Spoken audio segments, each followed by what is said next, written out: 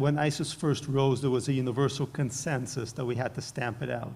That its messianic ideology, its conviction that it could actually rebirth the caliphate was horrifyingly destructive to civilized norms, to the Muslim world, to everybody. And now we're all kind of sanctifying it and signing off on what is effectively an al-Qaeda state in Syria, run by a guy who had ties to ISIS, run by people who have their own connections to al-Qaeda and to ISIS, and who are, as David very succinctly summed up, really are embodying this entire messianic prophecy that ISIS had been based on. And by the way, this has serious consequences, not just for Israel, it has serious consequences for the United States.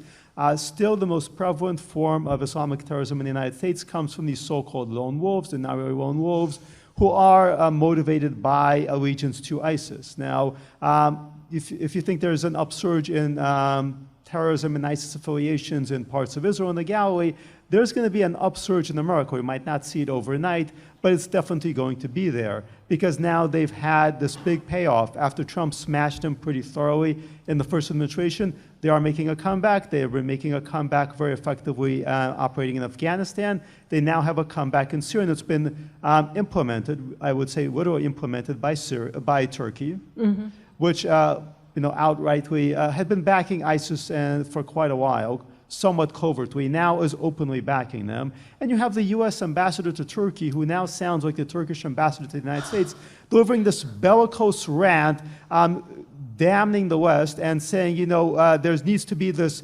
unity under Arab, Sunni, Muslim rule in Syria, and there can be no splintering whatsoever.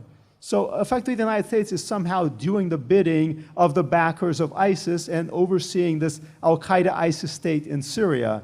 And this is utter madness, and we should be concerned about it, not just because of destabilization in the Middle East, but destabilization, violence, terrorism in the United States.